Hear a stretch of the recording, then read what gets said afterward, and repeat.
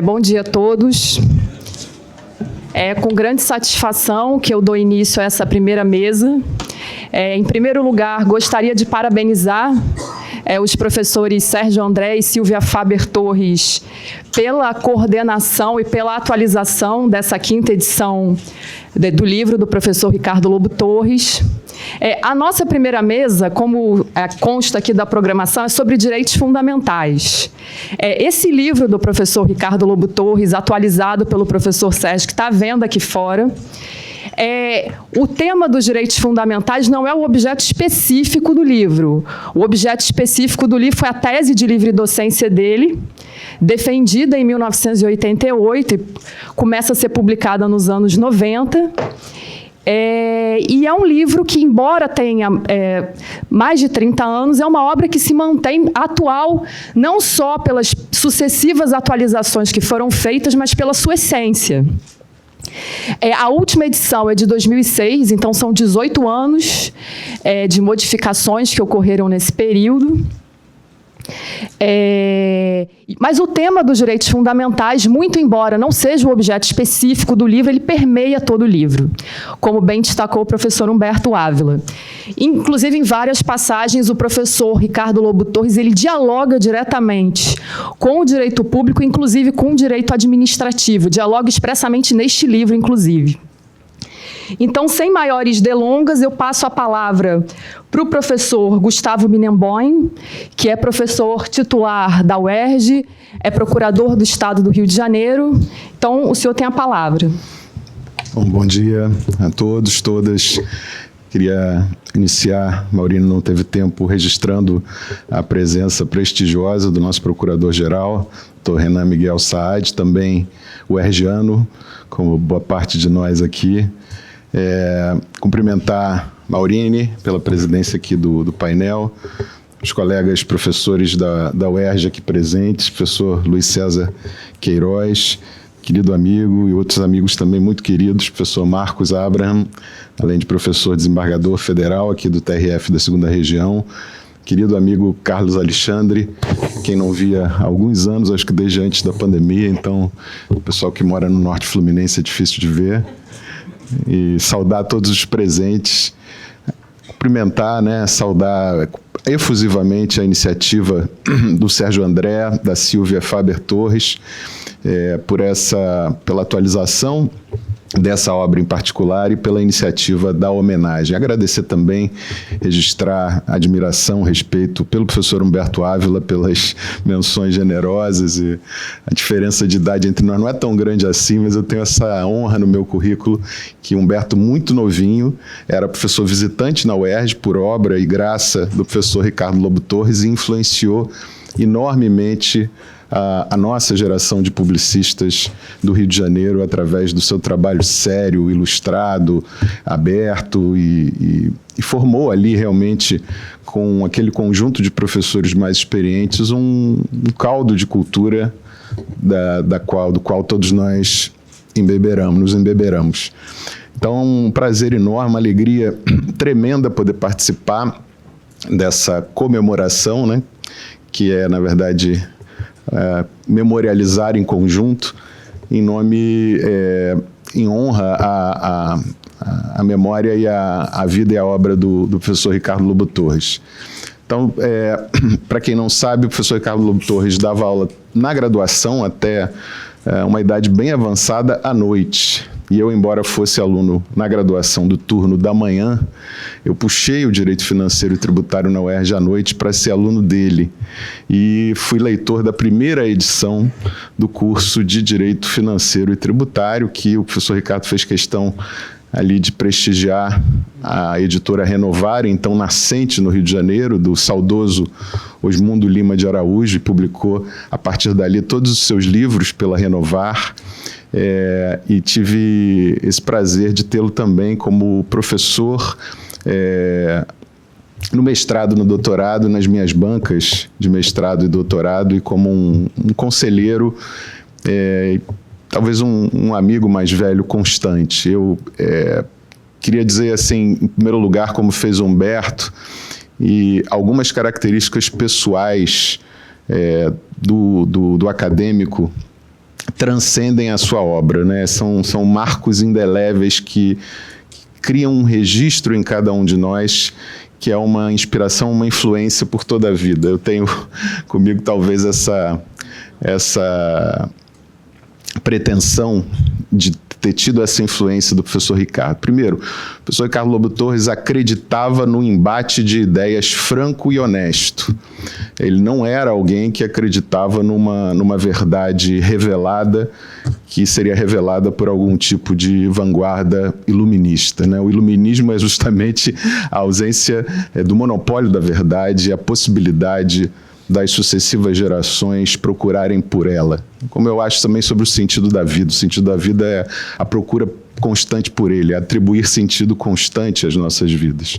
Ricardo tinha essa formação filosófica liberal, né, num sentido econômico, mas num sentido intelectual, e acreditava profundamente nisso. Isso é muito importante nos dias de hoje, porque a polarização política do mundo chegou também ao ambiente acadêmico. E esses polos extremos, né, que nós poderíamos dizer de um lado mais à direita do espectro político, né, que alguns consideram extrema-direita ou fascismo, e do lado oposto, né, uma esquerda exaltada, né, ligada à tradição marxista, a meu juízo, se distanciam muito do tipo de academia que o professor Ricardo Lobo Torres praticava. Não faço críticas pessoais a ninguém, mas ele era justamente alguém que se afastava disso para um lugar de moderação. O lugar de fala, para usar a expressão dos jovens, do Ricardo era um lugar de moderação, respeito pelos argumentos, sem que ele tivesse a pretensão de revelar ao final uma síntese conclusiva que seria um projeto de futuro ou a verdade. Então, nesse sentido, ele era absolutamente atual e necessário para o mundo em que nós vivemos. Em segundo lugar, esse traço registrado pelo professor Humberto Ávila, de que ele era uma pessoa intrinsecamente simples e gentil. Assim, poucas vezes eu conheci alguém tão sereno, que não temia um embate com ninguém, ao contrário, né? Ele conviveu ao longo da vida com um outro grande professor da UERJ, da área de Direito Internacional Público, Celso de Vivier Albuquerque Melo, que era um marxista de cátedra, e nunca tiveram nenhum tipo de desentendimento.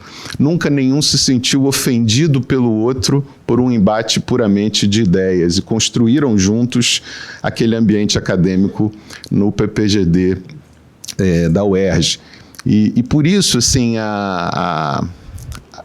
esse talvez tenha sido um dos segredos. Claro, a aptidão, o talento extraordinário, mas também, ao mesmo tempo, uma generosidade de compreender quando alguém despontava, como era o caso do Humberto Ávila, no cenário do direito público brasileiro, com uma qualidade, com uma erudição, e com um talento igualmente extraordinário. Então, o Ricardo era uma pessoa generosa no sentido acadêmico do termo, né, de abrir espaços e cultivar o bom debate. E, finalmente, uma presença, no início da década de 90, eu fui aluno na graduação, no mestrado e no doutorado, e isso já era um traço diferenciado da obra dele. Ele já chegou, como disse Humberto, Sérgio André, maduro no meio acadêmico. Ele sempre dizia: Gustavo, não tenha pressa demais de publicar as coisas, amadureça, ouça as opiniões contrárias. E isso fez com que ele tivesse um acúmulo de conhecimento enciclopédico e um acesso a uma produção da literatura internacional, sobretudo alemã, mas não apenas alemã, e foi capaz de, no programa de pós-graduação em Direito da UERJ, na área de Direito Público, montar disciplinas que davam a nós acesso a uma literatura que não era usual no Brasil. Dizer incomum é um eufemismo.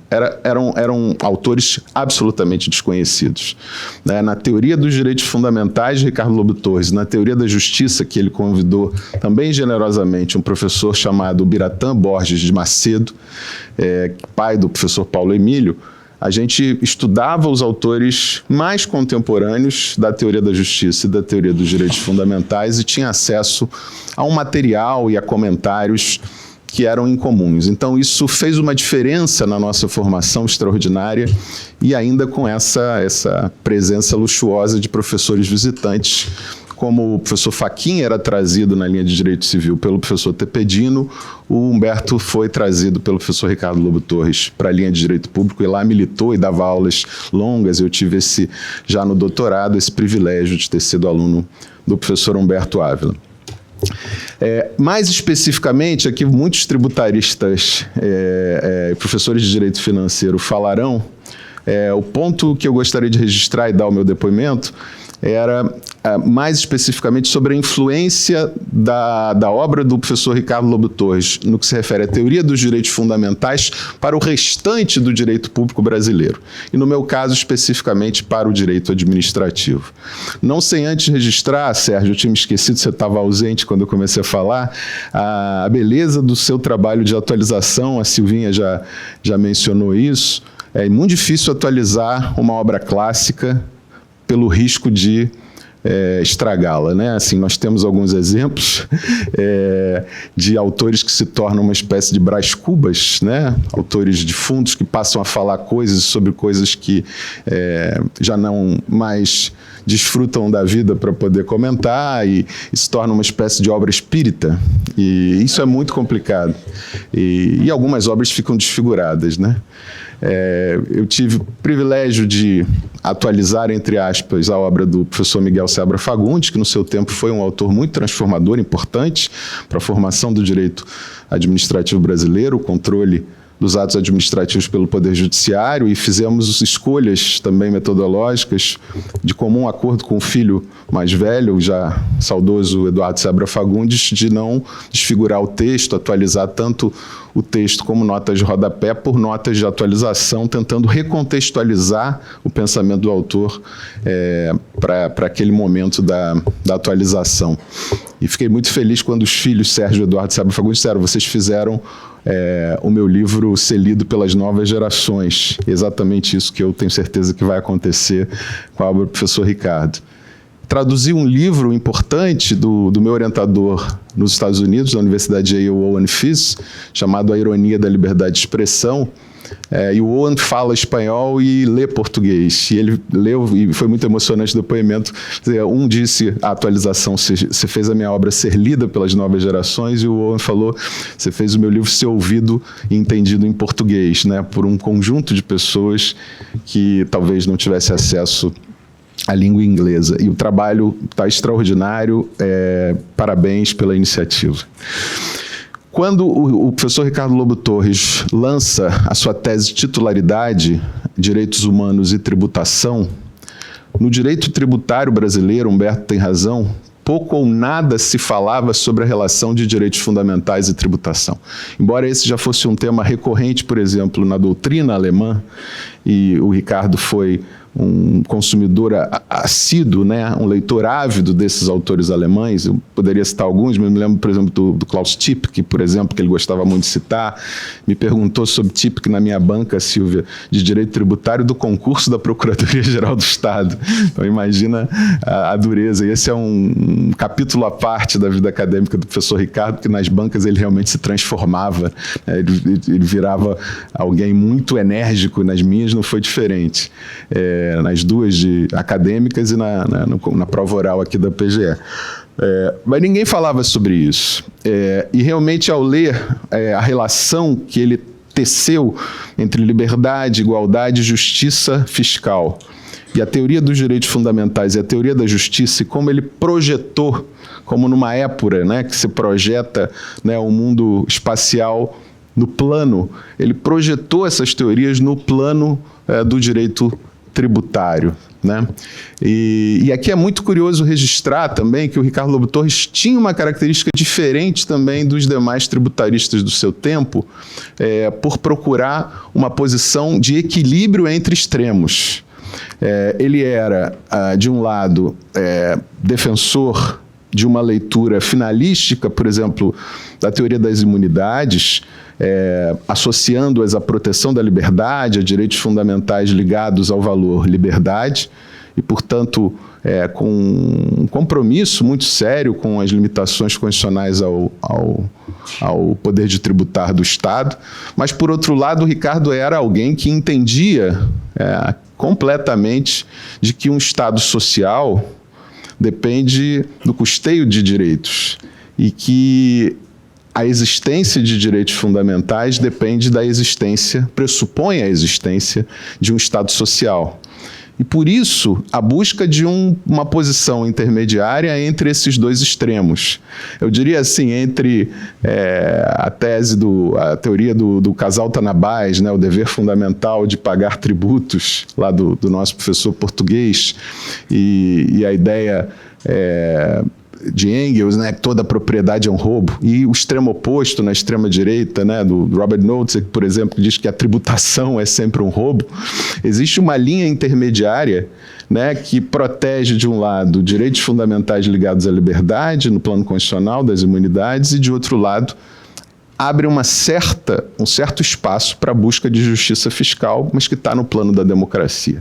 Essa ideia, esses insights da obra do professor Ricardo Lobo Torres me influenciaram profundamente, porque também, até meados dos anos 90, no direito administrativo brasileiro, a doutrina que havia prevalecido até então, em décadas anteriores, liderada pelo professor Eli Lopes Meirelles, e até então pelo professor Celso Antônio Bandeira de Mello, silenciava absolutamente sobre qualquer relação entre o direito administrativo e os direitos fundamentais. Então, por exemplo, ao ter de discorrer no tema que eu escolhi, que era da minha predileção, para a tese de titularidade do concurso para professor titular, sobre poder de polícia, eu me vi diante de um grande hiato. Não havia relação na literatura brasileira entre o exercício, imagine, do poder de polícia do Estado e a proteção de direitos fundamentais. E a partir dessa obra, e claro, de outros autores, né, mas no direito tributário isso serviu de grande inspiração, eu pude perceber que esse ato se devia a uma visão unilateral do direito administrativo, que, como disse o Humberto, se materializava numa compreensão, numa concepção de supremacia do interesse público sobre os interesses particulares, que era uma visão unidimensional e profundamente autoritária. Isso, sendo procurador do Estado, que eu com muita honra sou há 29 anos, isso me abriu um espaço para compreender a teoria dos direitos fundamentais ensinada pelo professor Ricardo Lobo Torres, de que o Estado se relaciona, o Estado-administração também se relaciona com os direitos fundamentais, por um lado, pelo seu aspecto, a sua dimensão negativa, né, que impõe ao Estado comportamentos respeitosos, né, há um papel defensivo dos direitos fundamentais dos cidadãos que impõe abstenções ao Estado e, portanto, limites ao exercício do poder de polícia. Mas também deveres de proteção e deveres prestacionais que também decorrem dos mesmos direitos fundamentais que impõem ao Estado, à administração, providências positivas, normativas ou concretas, ou atos administrativos concretos, baseados em políticas públicas que concretizem, que materializem os direitos fundamentais dos cidadãos. Qual é a relação disso com a teoria mais ampla da justiça e a democracia? O Ricardo dizia muito claramente no plano do direito tributário. Há um conjunto de direitos fundamentais que são condições de possibilidade da existência da própria democracia. Mas a partir do momento em que a democracia se estabiliza e entra em operação, em funcionamento, é no plano da democracia, da discussão, dos debates legislativos, que vão se concretizar os demais direitos. E aí é muito interessante a posição intermediária de tão fora de moda, mas que certamente voltará. Não se iludam que essa onda de polarizações entre extrema esquerda e extrema direita vai passar, como tudo passa. O Ricardo caminhou ao longo da carreira para uma posição de liberalismo social que via, no mínimo existencial, um conjunto de direitos sociais que integrava o rol de direitos fundamentais porque era condição para o exercício da própria liberdade. o que era também uma novidade no Brasil, porque permitia que esses direitos fossem, nessa dimensão de mínimo existencial, justiciáveis, imediatamente exigíveis, e impunha deveres de proteção e de prestação ao Estado e à administração que poderiam ser exigidos pelos cidadãos, pela sociedade como um todo. Então, essa centralidade dos direitos fundamentais fez primeiro, a partir do artigo seminal do professor Humberto Ávila. Eu costumo sempre dizer, não é porque eu estou na frente do Humberto, que o artigo mais importante do direito público brasileiro, em especial para o direito administrativo, foi escrito por um tributarista de cátedra, como é Humberto, catedrático tanto da Federal do Rio Grande do Sul como da Universidade de São Paulo, mas a partir dali foi construída uma ideia, de que os direitos fundamentais não são os inimigos do Estado, nem o Estado pode ser inimigo dos direitos fundamentais. O que parece hoje muito óbvio, mas que era algo muito difícil de ser encontrado. Vocês pegarem o grande texto do Eli Lopes Meirelles sobre poder de polícia, é algo que em nenhum momento fala de direitos fundamentais e da sua preservação, fala apenas do poder supremo do Estado, né, numa posição de superioridade jurídica em relação aos cidadãos, de limitá-los, restringi-los ou condicioná-los. Claro, isso caminha para um ponto de equilíbrio na medida em que direitos individuais e transindividuais estão sujeitos sempre, políticas públicas que atendem ao interesse coletivo estão sujeitas a um jogo de ponderações construído também na arena política pela aprovação de leis, né, que redefinem, conformam direitos individuais, e isso acontece no plano do poder de polícia, no plano da prestação de serviços públicos, nas restrições ao direito de propriedade, até extremamente no direito do Estado à desapropriação, que está sujeito a um conjunto de restrições e de condicionamentos que tornam esse poder direito do Estado legítimo. Então, a minha gratidão ao professor Ricardo Lobo Torres, em primeiro lugar, se deve ao fato de que ele foi realmente alguém que iluminou o estudo do direito público de uma maneira tal que eu posso dizer claramente aqui, Silvia, talvez eu não tivesse me interessado pelo direito público se não fosse a presença e a obra do Ricardo Lobo Torres. Em segundo lugar, a generosidade com que ele acolhia jovens estudiosos e permitia um diálogo franco, ainda quando nós tivéssemos pontos de divergência. E isso fez uma enorme diferença na minha vida e creio eu que tenha feito uma diferença grande para a história contemporânea do direito público brasileiro. Não é possível comparação entre pessoas diferentes, gerações diferentes, né? Um autor norte-americano, jovem autor norte-americano, precocemente falecido por suicídio em 2008, David Foster Wallace, dizia que a genialidade não é replicável. No entanto, a inspiração é generosa, contagiante e se espalha por toda parte.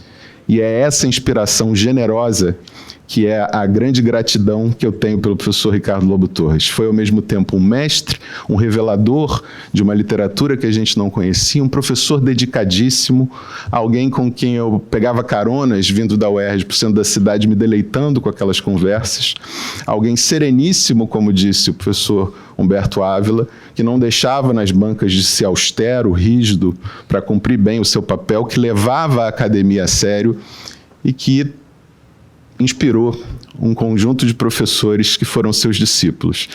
Então, eu tenho esse voto de gratidão a dar ao professor Ricardo Lobo Torres. Fico felicíssimo que essa homenagem esteja acontecendo já há alguns anos após a sua despedida. E queria dizer, Silvia, que você tem as características do DNA do seu pai. Você é essa pessoa gentil, educada, digna, que anda de cabeça em pé. E eu sou testemunha do amor enorme que ele sempre teve pela dona Sônia e do imenso orgulho que ele tinha de ser seu pai. Muito obrigado a todos.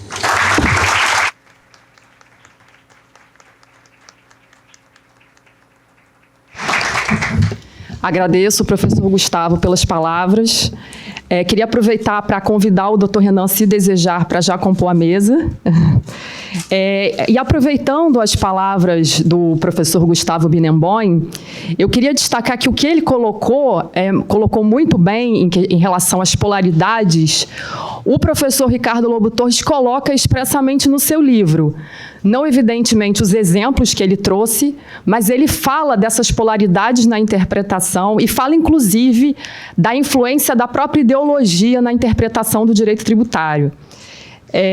O professor Sérgio gosta, muitas vezes, de enfatizar essa questão da influência das ideologias, e o professor Ricardo Lobo Torres não tem medo de enfrentar esse tema, especificamente quando fala dos artigos 107 e 112, e depois, quando retoma as suas conclusões na segunda parte do livro.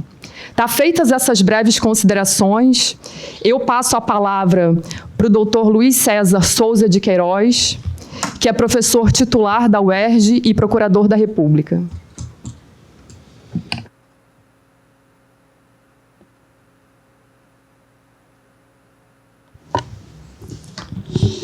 Bom dia a todas e todos. É um prazer muito grande estar aqui no dia de hoje, nesse evento em homenagem ao nosso querido professor Ricardo Lobo Torres.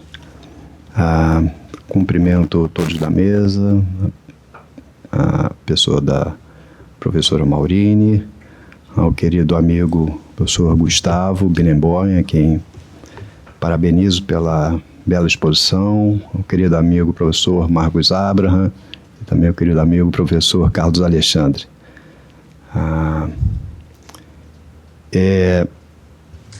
É muito emocionante falar do professor Ricardo. Cada um de nós tem uma história com relação a ele.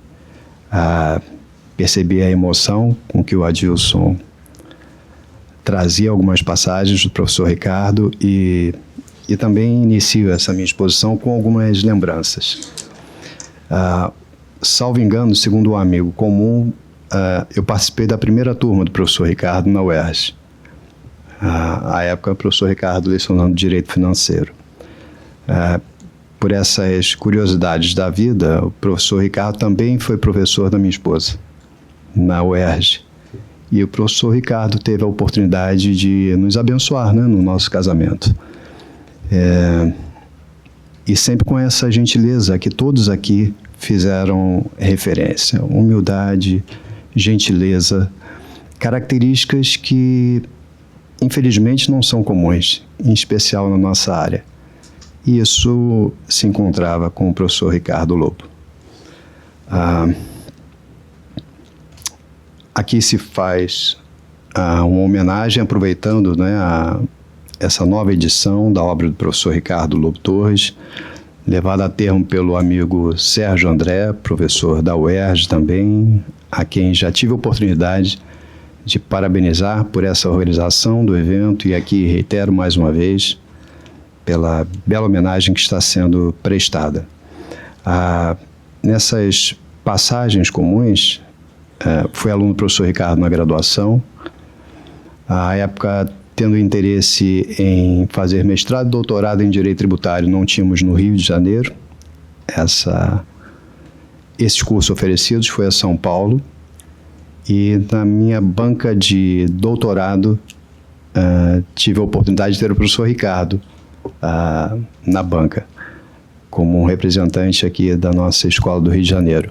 E como todos também disseram, o professor Ricardo conseguia conjugar as duas situações, a doçura e a firmeza. E como sempre fazia nas bancas, foi doce, porém muito firme nas suas arguições. A vida, para aqueles que acreditam, tem algumas coincidências. E, curiosamente, revendo, né, alguns dados desse livro, e o fato de o professor Ricardo Lobo ter apresentado esse trabalho como uma tese de livre docência no ano de 1988, quando contava em torno de 53, 54 anos, e o trabalho foi sobre normas de interpretação e integração do direito tributário, vieram as tais, segundo algumas coincidências. O professor Ricardo não se ateve ao direito tributário, avançou sobre a filosofia, era doutor em filosofia. Em dado momento, senti semelhante necessidade. Também resolvi fazer um pós-doutorado em filosofia. E, curiosamente, apresentei a minha tese de titularidade sobre um tema semelhante a esse do professor Ricardo, sobre interpretação e aplicação tributárias, decorrente de estudos iniciais vindos lá da filosofia, que por essas razões da vida, em dado momento, essa tese teve para não sair, mas, mais uma vez, por essas questões da vida, foi na época da pandemia que surgiu aí a oportunidade desse trabalho ser desenvolvido. Trabalho esse que é extremamente informado pelas lições do professor Ricardo Lobo Torres. Bom, tento fazer aqui algumas observações, agora um pouco mais técnicas, sobre a obra do professor Ricardo, e insisto aqui no que todos mencionaram, que esse trabalho do professor Ricardo, de 1988, continua extremamente atual. É impressionante isso. Não só pela referência aos autores a que ele fez alusão, mas por esses aspectos aqui citados, que é a capacidade do professor Ricardo de levar a reflexão, levar o seu pensamento para além do direito, não se limitando àquilo que está estabelecido, mas se permitindo a um direito básico, talvez um dos mais fundamentais, que é o direito de pensar. E à medida que estamos vivos, estamos pensando e temos sempre a possibilidade de refletir sobre tudo que acontece. Para ingressar um pouco nessa parte que poderia ser um pouco mais técnica da exposição, já que somos professores de Direito Financeiro e Tributário da nossa UERJ, pensei em 3 questões que poderiam ilustrar essa minha fala. A primeira questão, diretamente relacionada ao texto do professor Ricardo, é a seguinte: é cabível, de alguma maneira, se disciplinar juridicamente como é que se pode desenvolver a atividade de interpretação, integração e aplicação? O professor Ricardo enfrentou essa questão. Segunda questão que eu vou aqui abordar é possível diferenciar interpretação, integração e aplicação? O professor Ricardo também enfrentou essa questão. E, por fim, se houver tempo, ainda farei algumas observações sobre como o professor Ricardo olhou para o nosso Código Tributário Nacional a partir dessas questões preliminares que ele devidamente enfrentou. Com relação à primeira questão apresentada, se é ou não cabível ao legislador disciplinar como se deve desenvolver a atividade de interpretação, integração e aplicação da legislação tributária, o professor Ricardo, como era a sua característica, foi muito firme a esse respeito. E, em algumas passagens, ele deixa isso expresso, sem deixar qualquer margem de dúvida. Por exemplo, extraindo passagens do livro do professor Ricardo, que ora se redita, ele afirma que da ambiguidade, da insuficiência e da redundância das normas sobre interpretação e integração da legislação tributária, que as tornam inúteis e carentes, elas próprias, de interpretação, resulta a sua invalidade. E me esqueci de fazer uma observação preliminar que era fundamental. O professor Ricardo, na sua obra, ele começa o seu livro fazendo algo que me parece ser extremamente elogiável. Ele informa ao seu leitor qual é o seu objetivo. E ele assim o diz: o objetivo do livro é o estudo da validade das normas jurídicas escritas que pretendem regular a interpretação e a integração da legislação tributária. Pronto, o leitor já está informado. O que ele vai desenvolver? E ele assim o faz de modo profundo. Então, o professor Ricardo é extremamente crítico acerca da possibilidade de se tentar regular o modo pelo qual se deve realizar a atividade de interpretação, integração e aplicação. E o fundamento para tanto parece-me muito evidente, pois a atividade de pensar está a atividade de interpretar, ato falho, está intrinsecamente relacionada à atividade de pensar. E pretender regular o modo pelo qual nós devemos realizar a atividade de interpretação revela basicamente a mesma iniciativa de se pretender regular o modo pelo qual devemos pensar.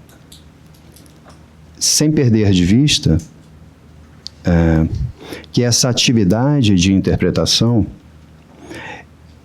é uma atividade complexa e que envolve não apenas ações racionais, mas principalmente valoração. Dentro desses estudos que tive a oportunidade de fazer no pós-doutoramento em filosofia, me tocou muito fundo um congresso que ocorreu em 2010, salvo engano, em Girona, Congresso Internacional de Filosofia, em que aquela oportunidade se discutia acerca da neutralidade no direito. E autores do mundo inteiro se manifestaram a respeito, cada um com a sua perspectiva, alguns defendendo, outros discordando dessa perspectiva. E me pareceu, nesse momento, ainda ser muito oportuno avançar nessa discussão. E daí esses estudos que tive a oportunidade de fazer sobre a interpretação vão ao encontro dessa preocupação. É possível haver essa tal neutralidade do direito? A atividade de interpretação ser uma atividade objetiva, descritiva? O professor Ricardo tem uma resposta clara para isso. Não, não é possível. A atividade de interpretação, enquanto a atividade de compreensão, ela está diretamente informada por valores.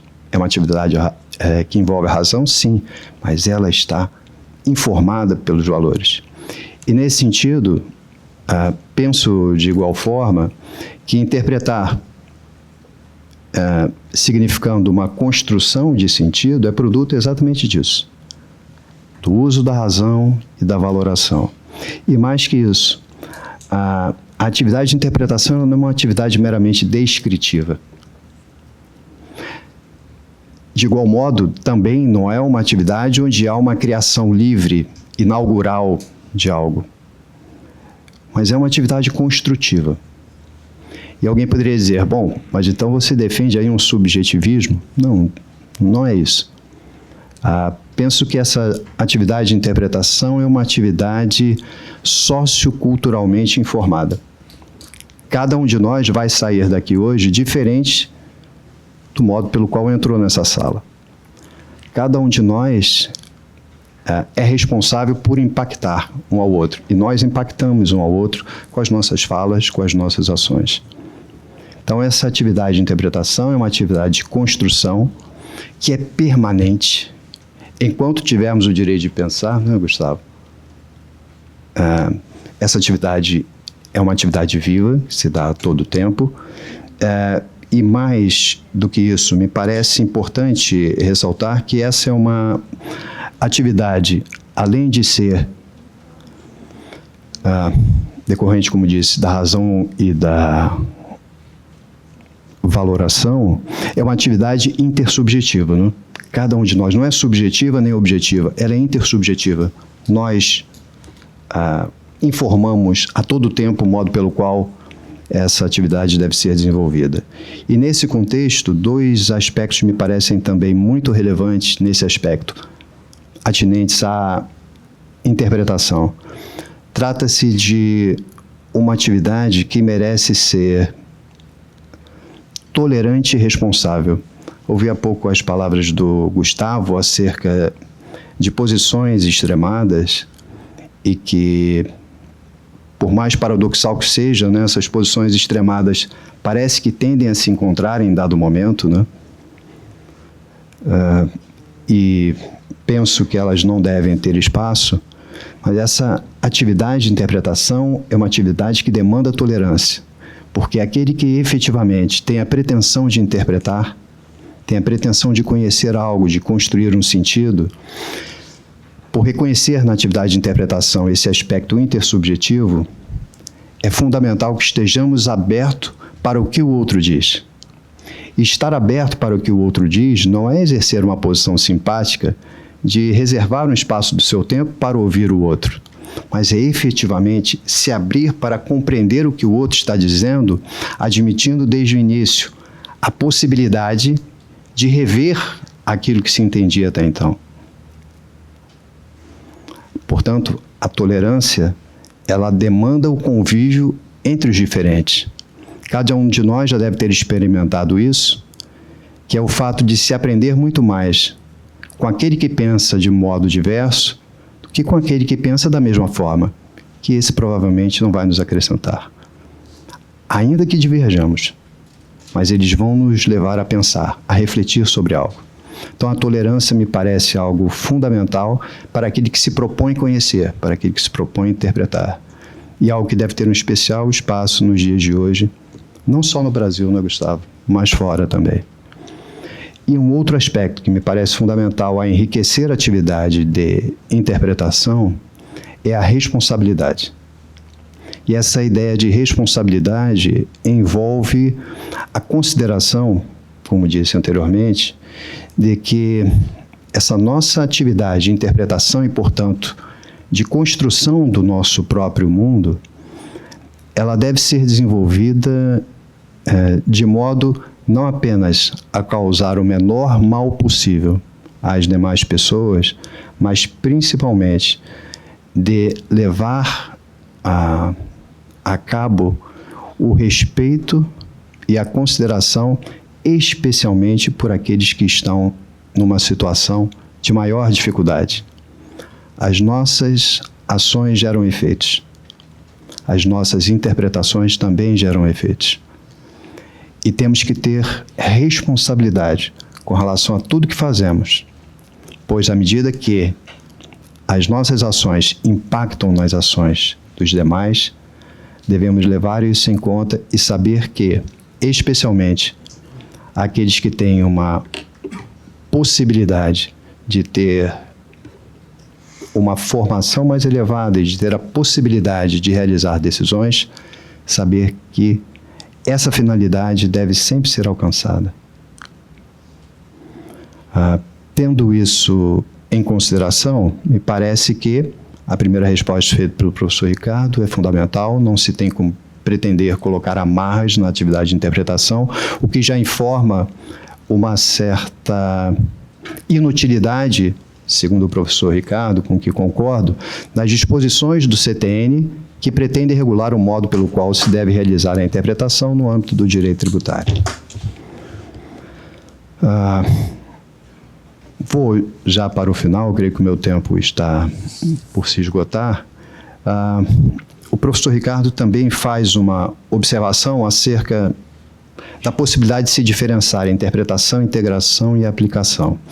Devo dizer nesse sentido que, mais uma vez, concordo com a posição do professor Ricardo, que a atividade de interpretação, enquanto atividade de construção de sentido mais amplo, engloba a denominada atividade de integração. A pretensão de se diferenciar a interpretação de integração, do meu modo de ver, decorre de uma perspectiva talvez ingênua, talvez inadequada, que é de se relacionar estritamente a atividade de interpretação para aqueles textos existentes e que se referem imediatamente a certos objetos.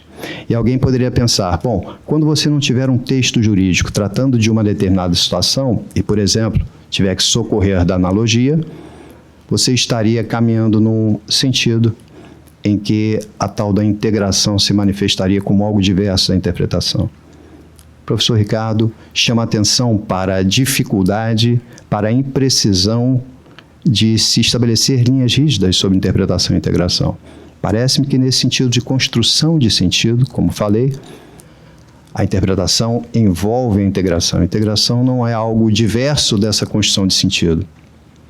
E, portanto, continuamos olhando não só para os textos, mas para a nossa vida em geral, na hora de construir essas normas, no caso, relacionadas ao direito tributário. Acerca da aplicação, o professor Ricardo também chama a atenção, e fazendo referência ao importante filósofo alemão que me informou bastante na elaboração da minha tese, que foi o Hans Gadamer, que faz uma aproximação entre atividades de compreensão, interpretação e aplicação. E o professor Ricardo chama atenção para isso, também para uma imprecisão que incorre o legislador do Código Tributário Nacional de tentar diferenciar a atividade de interpretação para a atividade de aplicação. Parece-me que tem razão o professor Ricardo quando chama a atenção para um desses aspectos. E se refere especificamente a esse autor a que fiz alusão, que diz basicamente o seguinte: toda vez que interpretamos, objetivamos conhecer algo, é impossível que esse ser interpretante exclua de si os seus valores, exclua de si as suas crenças, as suas preferências. E ele chama atenção. Já que isso é impossível retirar de nós esses elementos, pelo menos devemos ter consciência deles, porque os piores preconceitos são aqueles dos quais nós não temos consciência. Então é importante saber disso, que esses valores informam as nossas ações e que, portanto, nesse primeiro sentido de aplicação gadameriano, seria esse: aquele que interpreta naquele momento, considerado as suas características, a sua situação hermenêutica, a sua história de vida e todas as experiências que a pessoa pôde experimentar ao longo da vida. Chamo agora, fazendo uma última observação, que o professor Ricardo não se limita à interpretação de textos. O professor Ricardo chama a atenção de que não apenas os textos devem ser interpretados, mas também os fatos da vida. Tudo que nos chega é um fato já interpretado. Nós não temos acesso a verdades absolutas. Nós temos apenas acesso à verdade interpretada, aquela que construímos segundo as nossas especificidades, ainda que informados de modo intersubjetivo. Então, o professor Ricardo também chama atenção para esse importante aspecto. E finalizo, sim, agora essa minha breve exposição com a lembrança de uma frase que eu ouvi há pouco tempo, de um poeta, e que acredito que bem se aplica a esse momento. Dizia ele: as pessoas morrem quando paramos de falar delas. E em um evento como esse, bem demonstra que o professor Ricardo Lobo está mais vivo do que nunca. E espero que, para a felicidade de todos nós, continuemos falando por muitos e muitos anos por tudo aquilo que o professor Ricardo Lobo Torres nos deixou em termos de obra. Muito obrigado pela atenção.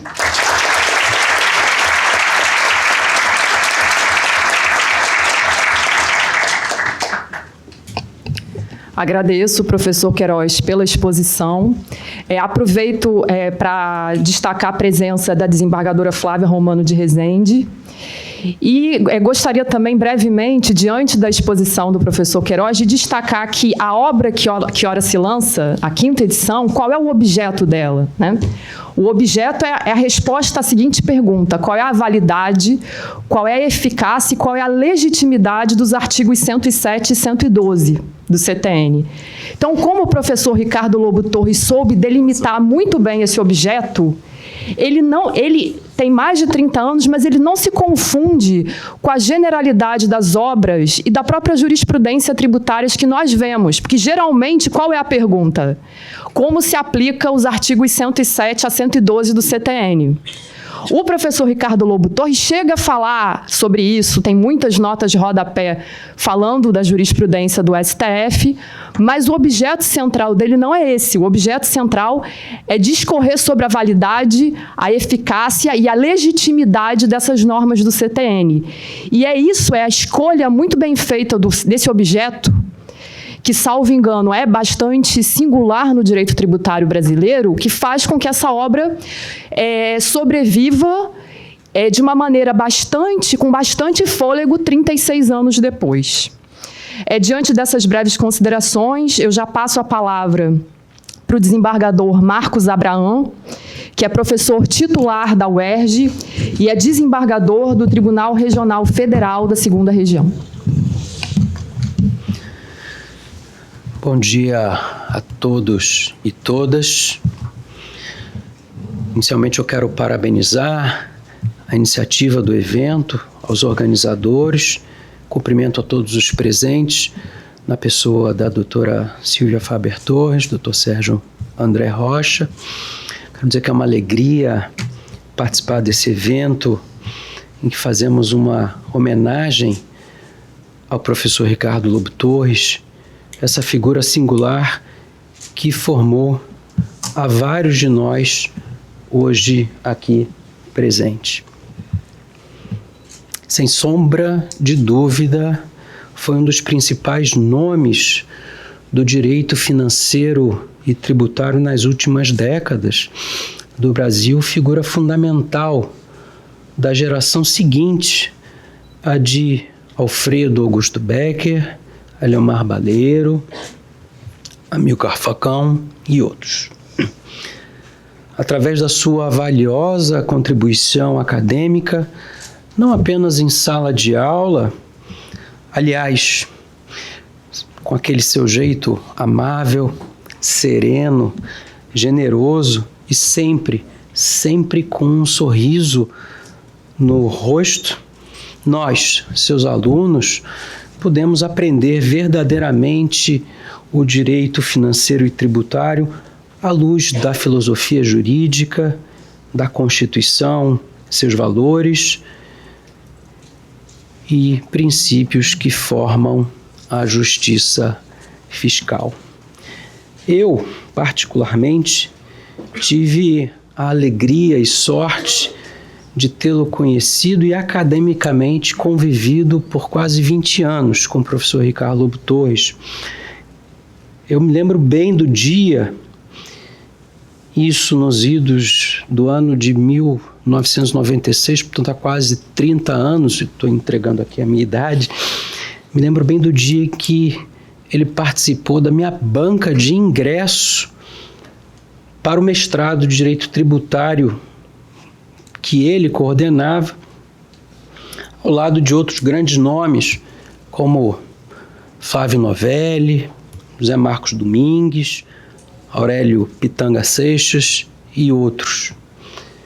Desde então eu fui seu aluno, tanto no mestrado quanto no doutorado na UERJ, tendo tido a felicidade e honra de ter sido seu orientado. O professor Ricardo Lobo Torres foi meu orientador no doutorado.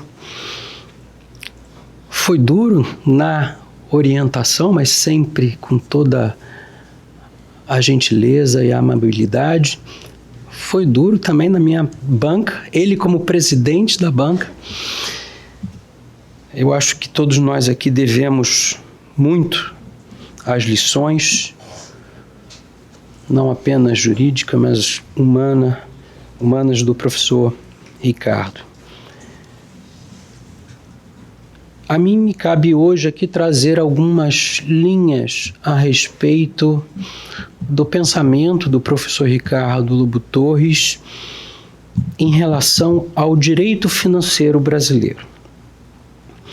Eu pretendo destacar 4 pontos do pensamento do professor Ricardo em relação ao direito financeiro. O primeiro deles, o professor Ricardo era, antes de tudo, um homem de valores, ou seja, que sempre deu forma à sua produção acadêmica a partir da reflexão filosófica axiológica. O resgate dos valores como forma de superação do positivismo normativista é uma das tônicas de sua obra desde os anos de 1980, quando no Brasil ainda pouco se falava do tema no direito público. Seu ângulo de mirada era mais largo, integrando conhecimentos jurídicos, de filosofia e de ciência política. Em seu Tratado de Direito Constitucional e Financeiro e Tributário, no volume 1, o professor Ricardo nos recorda, abro aspas, o direito orçamentário, embora instrumental, não é insensível aos valores, nem cego para com os princípios jurídicos. Apesar de não ser fundante de valores, o orçamento se move no ambiente axiológico, eis que profundamente marcado pelos valores éticos e jurídicos que impregnam as próprias políticas públicas. A lei orçamentária serve de instrumento para a afirmação da liberdade, para a consecução da justiça e para a garantia e segurança dos direitos fundamentais. Fecho aspas. O professor Ricardo não tinha uma visão fechada nesse aspecto. Para ele, fatores como a expansão da democracia moderna, a complexidade crescente dos fatos sociais e a carência ideológica, a volta à filosofia política e à natureza das coisas, tudo conduzia a uma visão pluralista dos valores em consonância com a própria ideia do pluralismo social e constitucional. Nas suas lições, aprendemos que os valores jurídicos constituíam um conjunto plural em permanente contato e interação com a liberdade, a justiça, a segurança e a técnica. E tudo isso chegou ao direito financeiro ao permitir considerar os fatos econômicos da vida. Trago aqui mais um trecho de um livro, no caso, o que hoje é objeto de nova edição, lançada hoje. Abro aspas.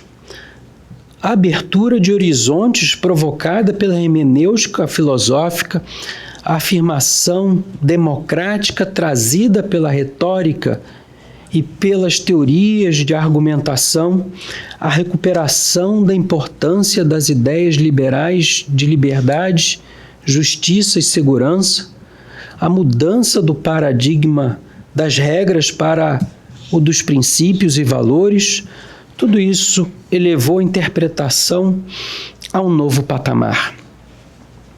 A interação entre o direito e economia substitui o reducionismo economicista e o formalismo jurídico, bem como desfaz o corte entre interpretação jurídica e econômica. A interpretação é simultaneamente jurídico-econômica, pois a finalidade econômica vive sempre subespécie iuris. Fecho aspas. Segundo ponto que eu gostaria de destacar da obra e pensamento do professor Ricardo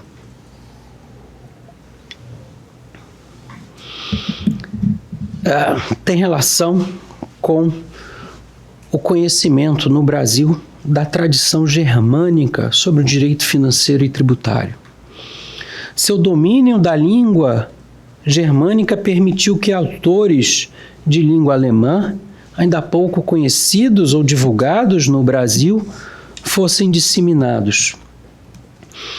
Apenas a título de curiosidade, e como destacou o professor Humberto na sua fala, eu tomei a liberdade de abrir páginas de referências do volume 1 do seu tratado, em que discorre sobre a constituição financeira, e eu fui contando as referências de autores alemães citados.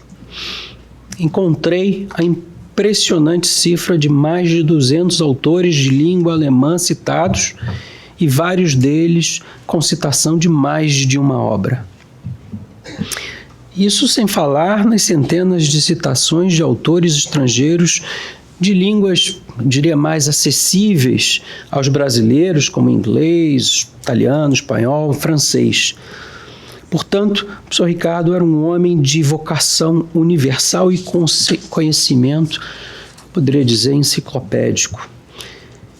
E foi justamente desse fecundo contato com obras de autores alemães que Ricardo Lobo Torres chega ao terceiro ponto do qual eu gostaria de salientar da sua obra: a ideia de mínimo existencial e sua influência nas finanças públicas, no orçamento, no direito financeiro e, obviamente, no direito tributário. Ele se tornou o grande divulgador entre nós dessa relevante ideia para o caminho de um direito financeiro e tributário voltado à promoção da efetividade da Constituição. Certamente a difusão da ideia de mínimo existencial foi uma das glórias do pensamento do professor Ricardo Lobo Torres aqui no Brasil. Ele estava bem, sempre consciente de que o mínimo existencial não estava consagrado expressamente na Constituição brasileira, mas nas pegadas da doutrina alemã, o professor Ricardo Lobo Torres procurou extraí-lo a partir da perspectiva da igualdade material, que protegeria contra a pobreza absoluta resultante da desigualdade social, bem como estaria implícito na cláusula geral de respeito à dignidade humana e na eleição pela Constituição de um modelo de Estado social de direito.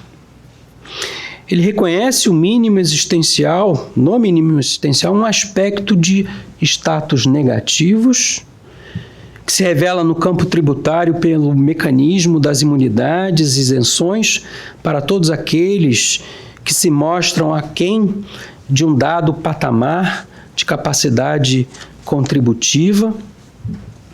Também prevê a face do status positivus libertatis, essa já diretamente relacionada com o direito financeiro, ou seja, de prestações estatais de assistência social a serem oferecidas como condições mínimas de liberdade para o cidadão. Ele também apresenta uma distinção. Para ele, o mínimo existencial e os direitos sociais não se confundem. O mínimo existencial relaciona-se ao valor da liberdade, enquanto condição mínima para garantir a liberdade do cidadão. Já os direitos sociais se referem ao valor justiça, formado pelas prestações estatais que visam a fazer avançar o Estado social e garantir os direitos sociais diretamente dependentes da situação econômica do país e da riqueza nacional. Essa construção teórica parece ter uma razão concreta de ser. Vencer as resistências à doutrina da efetividade dos direitos sociais, ainda bastante presentes quando, em 1989, o professor Ricardo escreveu seu texto seminal sobre a matéria. Por esse motivo, para ele, as prestações positivas para o apoio dos direitos sociais não seriam obrigatórias, enquanto as prestações estatais ligadas ao mínimo existencial, sim, o seriam, configurando direito público subjetivo do cidadão. Esse seria o âmbito prático da aplicação da distinção e que justificaria a alegação da presença do mínimo existencial implicitamente no nosso ordenamento jurídico.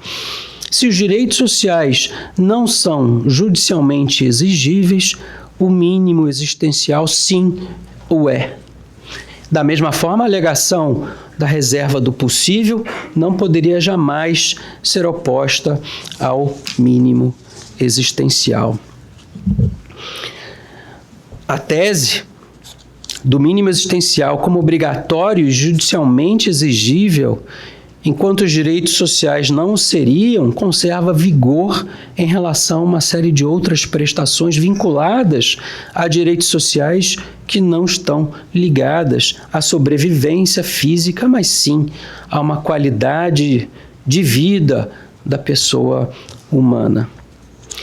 Mas não se tem a pretensão de que esse direito seja universalizável por via judiciária, sendo somente aguardar as políticas públicas conduzidas pelo Executivo e aprovadas pelo Legislativo na via orçamentária.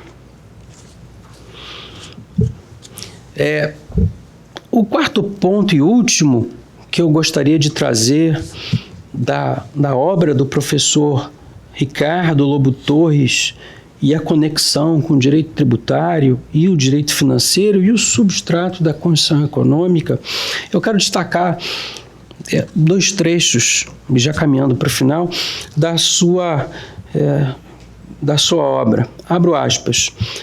A despesa e receita são duas faces da mesma moeda, as duas vertentes do mesmo orçamento. Implicam-se mutuamente e devem se equilibrar. As relações entre a Constituição Econômica e a tributária apresentam-se como íntimas e profundas. Não há subordinação entre elas, pois a Constituição tributária não se dilui na econômica, nem ocorre o contrário. Estão em equilíbrio permanente, influenciando-se mutuamente e relacionando-se em toda a extensão dos fenômenos econômicos e financeiros. Fecho aspas. Já agora sim, encerrando essa minha breve fala de hoje, como nos recorda as lições do saudoso professor Ricardo, seria uma traição dos compromissos constitucionais mais basilares que elegemos para nós como uma sociedade que busca, ainda com todas as dificuldades inerentes a essa missão, construir uma sociedade livre, justa e solidária. Obrigado pela atenção de todos.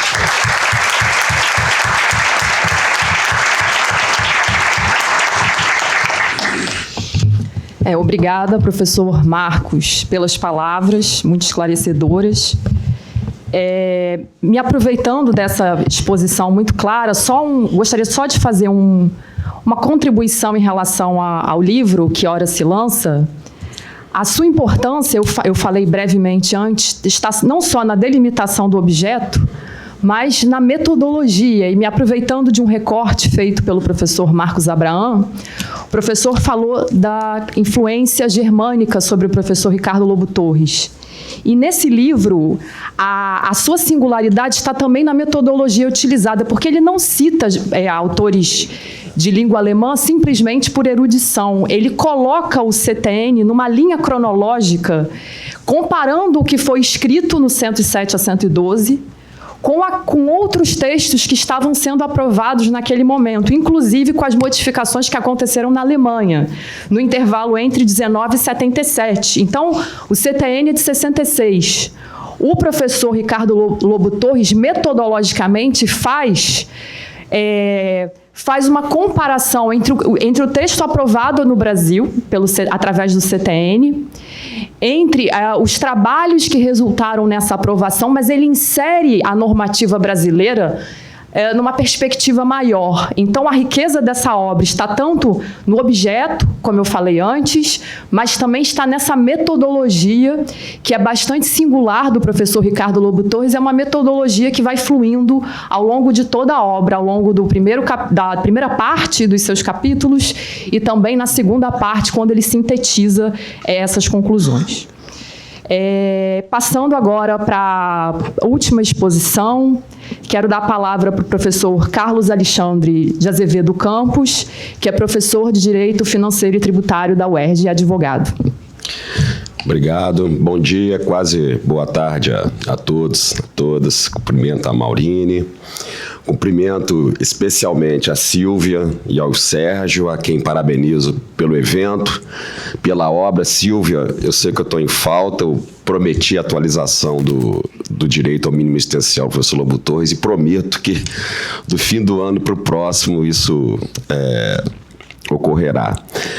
Cumprimento aos meus colegas de mesa, é uma honra enorme participar desse evento com meus colegas, com meus ex-professores, Gustavo, o professor Barroso vai estar aí, Adilson. A honra de estar aqui com o professor Humberto Ávila, sempre gosto de dizer da minha admiração e do meu orgulho de tê-lo em minha banca de aprovação para professor. Mas, acima de tudo, estar aqui, né, para falar sobre o professor Ricardo Lobo Torres. O meu horário está exprimido, como é de costume para quem fala por último, mas tem alguns acontecimentos que eu não posso deixar de registrar. Rapidamente, em 97, eu começando a advogar no Norte Fluminense, em Campos, dos Goitacazes, e eu precisava levar teses, né, no começo de advocacia, vamos lá, teses de inconstitucionalidade, e eu, na infância do direito tributário, eu lia Hugo de Brito Machado, Ives Gandra. E fui lá para o simpósio IOB, no Maxud Plaza, acho que falecido, né? Maxud Plaza, e a palestra sobre SAT seria o Hugo de Brito Machado, Ricardo Lobo Torres. E eu não sabia qual era a posição do professor Ricardo Lobo Torres, ainda não tinha lido sobre legalidade por ele. E o Hugo de Brito Machado falou e eu disse, tenho minha tese. Quando o professor Ricardo Lobo Torres expôs, eu digo, será que eu vou ter vergonha de usar a minha tese? Porque é claro que ele tirou toda a fé e toda a confiança que eu tinha naquela ideia de não delegação.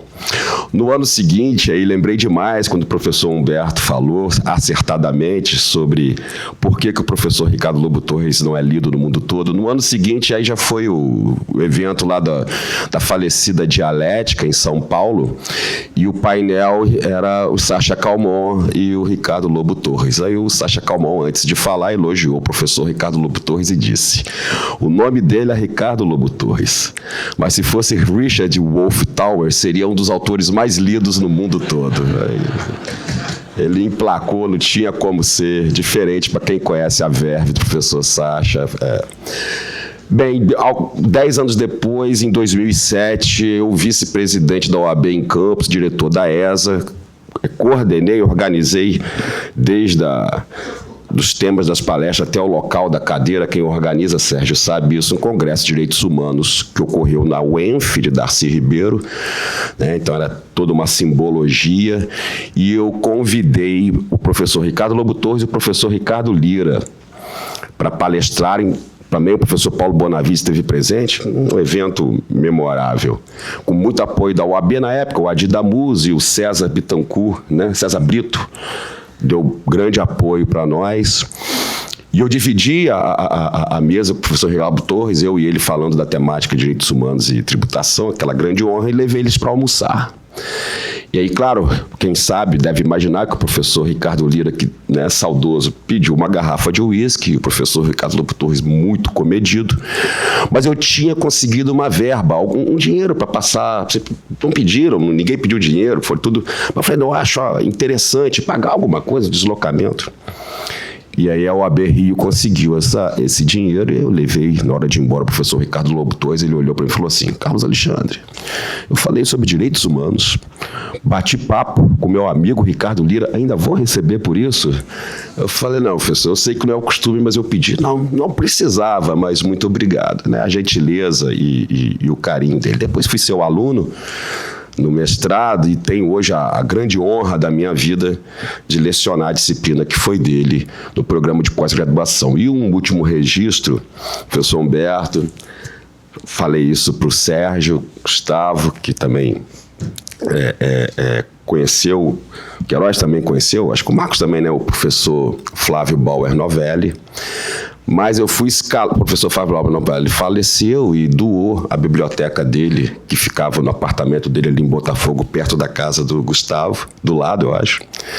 E aí eu fui escalado pela UERJ para fazer a seleção, né, das obras, e até com pena da família, separei algumas coletâneas em alemão e fiz contato com o querido amigo lá, o Edson Bonfim, lá do Largo São Francisco. Ele veio aqui e comprou.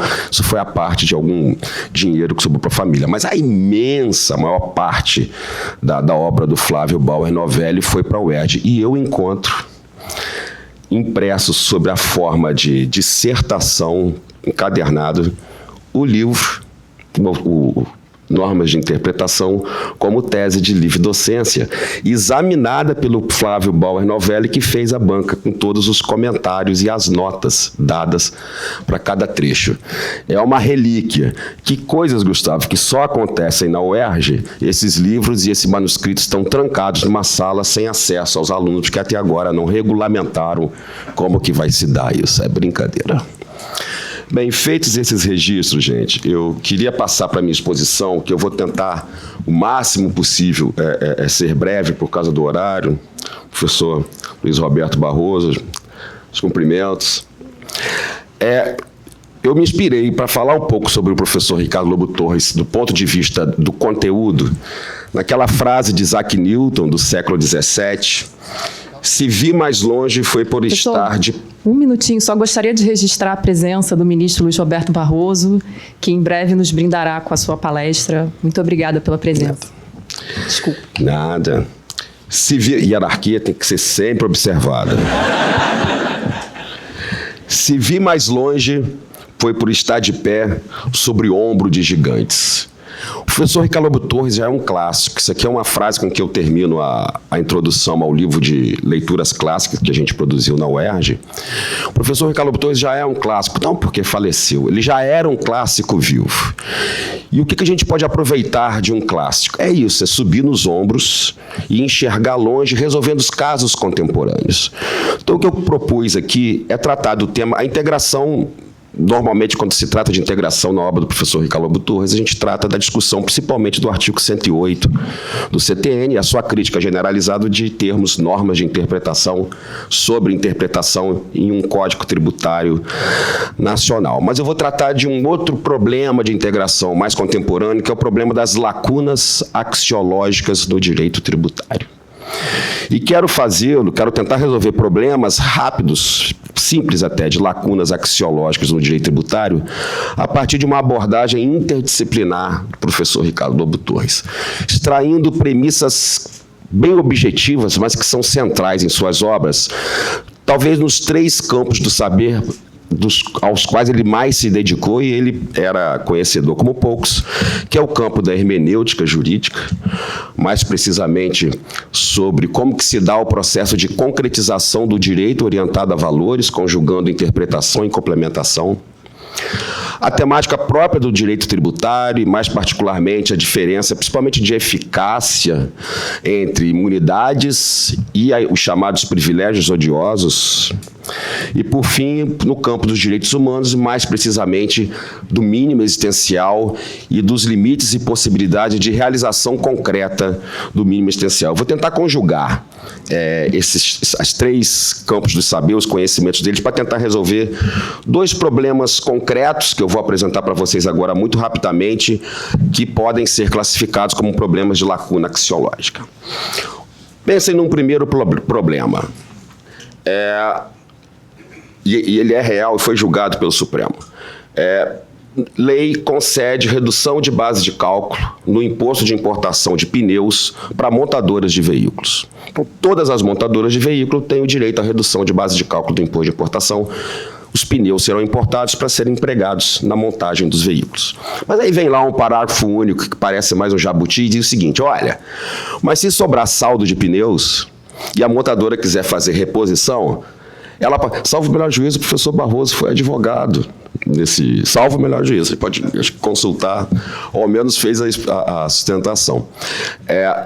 Mas se houver saldo de pneus e for à vontade de fazer reposição no mercado, aquela montadora pode vender no mercado interno aquele pneu sem precisar recolher a diferença do imposto de importação cuja base de cálculo foi reduzida. Ou seja, não só a redução beneficiava os pneus exclusivamente utilizados na montagem, mas também na reposição, criando um problema de concorrência desleal com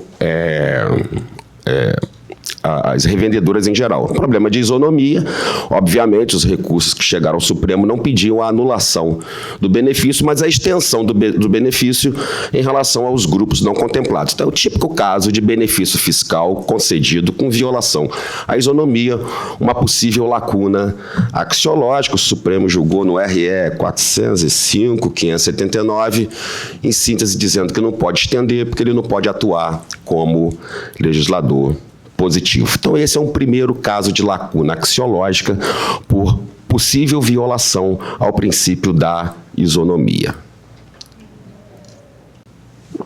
Segundo caso, muito rapidamente, foi julgado pelo STJ, em recurso repetitivo, a hipótese de estender a isenção de imposto de renda sobre proventos de aposentadoria, em caso de moléstia grave, para as hipóteses de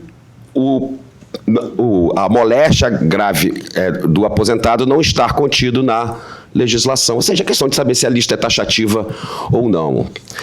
O STJ, no recurso especial 1.116.620, disse que não pode estender o princípio da legalidade, apesar de ser, tratou como isenção o princípio da legalidade, não pode haver extensão, não pode atuar como legislador positivo. O Supremo, na ADI 6.025, enfrentou problema diferente, mas com semelhança, em que foi julgado se essa isenção não deveria alcançar também ativos, né, portadores de moléstia, ou seja, a isenção não apenas para verbas de aposentadoria, mas também para as pessoas nativas. O Supremo disse que não pode, legalidade estrita, não pode atuar como legislador positivo, não enfrentou a questão de estende ou não estende para outros tipos de moléstias, tão graves quanto, mas o racional, a ratio decidente por trás, certamente conduziria à mesma solução. A pergunta que eu faço é, será que no professor Ricardo Lobo Torres a gente encontra lições que nos permitem discordar ou concordar dessas duas decisões? É isso que eu queria fazer rapidamente para vocês. Primeiro, as premissas da hermenêutica jurídica que foram tratadas pelo professor Luiz Queiroz. O professor Ricardo Lobo Torres, acima de tudo, sempre rejeitou o formalismo jurídico e uma espécie de hermenêutica fechada, como se o sistema não fosse aberto a valores. A ideia principal dele é essa, parte, né? Tanto é que as grandes inspirações deles foram os autores citados pelo professor Humberto Ávila, Karl Engsch, Karl Larens, o Klaus Wilhelm Canaris, que sempre trataram da ideia de interpretação como orientada a valores. Mas a premissa principal, para vocês entenderem, é que o professor Ricardo Lobo Torres, ao criticar a tentativa quase que inútil de distinguir com muita rigidez o que é interpretar, o que é integrar, dizendo das fronteiras difíceis entre a interpretação e a integração, ele deixa bem claro, a gente tem que se preocupar com o processo de concretização do direito. Direito é tornar melhor o objeto interpretado. E a concretização do direito se dá por interpretação e complementação, e a complementação envolve integração e correção, preta legem ou contra legem. Portanto, há que se entender o processo hermenêutico como um todo, sem amarras em relação a essas fronteiras que só se podem dar por via conceitual, mas na prática, envolvendo valores principalmente, fica difícil distinguir quando que se interpreta, quando se integra. Mas ele disse o seguinte, que esse é o meu ponto para passar para a sequência. Mas ele disse o seguinte, só que o fato de identificar a lacuna não leva automaticamente à possibilidade ou necessidade de integrar. A integração ela só é necessária quando essa lacuna ela é o que ele chama de lacuna insatisfatória, que é uma lacuna que atenta contra princípios de direito suprapositivo ou contra o próprio plano da legislação. Portanto, não é porque tem lacuna que tem que integrar. Tem que haver uma razão superior para essa integração e esses seriam os direitos suprapositivos. Sérgio, você me corta se eu realmente chegar aos 15 minutos. Bem, só que, como ele admite a integração, tanto um caso quanto o outro, ele poderia admitir a extensão da isenção do benefício. Não, é só olhar de cara feia. tanto em um caso quanto o outro, ele poderia admitir. Então, a gente tem que seguir um pouco na investigação interdisciplinar e a gente vai para as premissas de direito tributário. E aí, muito rapidamente, ele distinguia as imunidades, as veras imunidades, e aí esse é um ponto importante para o professor Ricardo Lobo Torres. A fonte das imunidades não era formal, a previsão na Constituição, mas o fundamento das imunidades, porque vinculadas a direitos fundamentais, em especial os direitos de liberdade. Portanto, essas imunidades não careciam de positivação. Existiam as figuras da imunidade, a figura das imunidades implícitas. Por outro lado, no campo dos benefícios fiscais, ele falava de uma presunção de odiosidade dos benefícios, dos privilégios, especialmente na hipótese de privilégios a certos setores econômicos. E aí a gente já fica com argumentos suficientes para julgar, analisar o primeiro caso, no caso do imposto de importação. O professor Ricardo Lobo Torres, com a sua presunção de odiosidade, ele diria o seguinte, em minha opinião: a hipótese aí não é de estender a norma de isenção, mas de afastar a exceção, a discriminação, para voltar à incidência geral. Então, esse é o primeiro ponto, eu acho que ele dá para ajudar a resolver. Mas ainda não resolve o segundo caso, o caso da isenção por moléstia grave. E aí a gente tem que partir para a questão das premissas de direitos humanos, em que eu vou encerrar a minha apresentação, dizendo que é um pouco de contribuição individual. Eu penso que dele dá para tirar dois caminhos de solução, chegando à mesma solução. E aí, numa perspectiva analítica, eu diria o seguinte: quando o professor Ricardo Lobo Torres diz, e vejam, quando a gente fala de desoneração de aposentadoria por moléstia grave, nós estamos falando de proteção, de tutela ao mínimo existencial. Na hipótese de uma determinada moléstia tão grave não for protegida, a gente pode estar diante de uma proteção deficiente, portanto, de uma omissão legislativa inconstitucional parcial. A questão é saber se há fundamento suficiente para a integração. O professor Ricardo Lobo Torres poderia dizer o seguinte: isso é um problema falso. Isso não é uma lacuna, meramente aparente. Porque se a proteção mínima existencial é uma imunidade implícita, é o status negativo, ela é auto-aplicável, pré-constitucional e não depende da legislação para tanto. Portanto, a lacuna é falsa, eu não preciso de lei para isso. Certo? Ocorre que, devido ao formalismo que nós temos no Brasil, é muito difícil você conseguir o reconhecimento de uma imunidade implícita auto-aplicável. E aí a gente parte para o segundo ponto, que é a ideia de fundamentalidade material do mínimo existencial, que foi abordada pelo professor Gustavo. O professor Ricardo Lobo Torres diz o seguinte: os direitos sociais se transformam, se metamorfoseiam em direitos fundamentais na dimensão do mínimo existencial.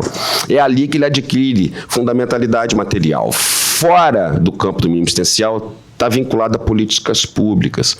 Dentro do mínimo existencial, ele é direito fundamental com a mesma eficácia, ou seja, são transportadas a lógica, a retórica e a eficácia própria dos direitos de liberdade. E a eficácia própria dos direitos de liberdade são fundamentos, são justificativas para a integração normativa. É aquilo que o Karl Engels diz, né? Clamam, chamam pela integração. O Crisafulli falava em rima obrigatória. Portanto, verificada a fundamentalidade material do mínimo existencial, e ele foi uma das poucas vozes que se levantaram para criticar a revogação do 153, parágrafo 2º, inciso 1, que falava da imunidade, né, das verbas de aposentadoria, a imunidade geral, que ele dizia que aquilo era cláusula pétrea. Aí vem um argumento a forciori. Se ele entendia como cláusula pétrea a imunidade de qualquer verba de aposentadoria, o que dizer, então, da verba de aposentadoria de alguém portador de moléstia grave? Então, com isso, eu encerro minha apresentação para dizer, né, aí nesse caso, acho que o Lobo Torres concordaria com a extensão da isenção e criticaria as decisões que são contrárias. Eu apenas termino minha fala para dizer que, inspirado em Lobo Torres, há aí uma necessidade de uma crítica ao Supremo com essa jurisprudência do legislador positivo, que o legislador negativo de Kelsen pode até servir para a Constituição kelseniana, não para uma Constituição não kelseniana, mas o meu ponto nem é esse. O meu ponto é que o Supremo a toda hora atua como legislador positivo em casos de direitos fundamentais. O que não falta são sentenças aditivas em matéria de direitos fundamentais.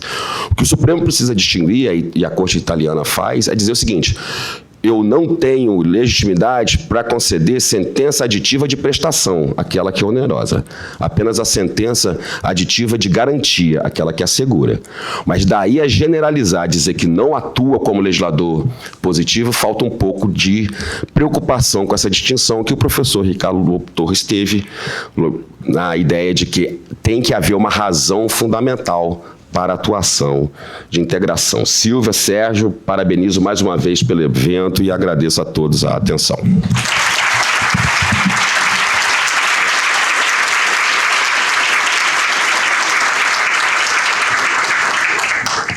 Parabéns, professor Carlos Alexandre, pela exposição. A exposição do professor dialoga muito com a parte 2 da obra, com os tratados, enfim. Gostaria de comunicar a todos, a obra está vendendo aqui fora, em breve, certamente pelo sucesso, nós teremos a 6ª edição, então finalizo aqui esse primeiro painel agradecendo a presença de todos. Obrigada.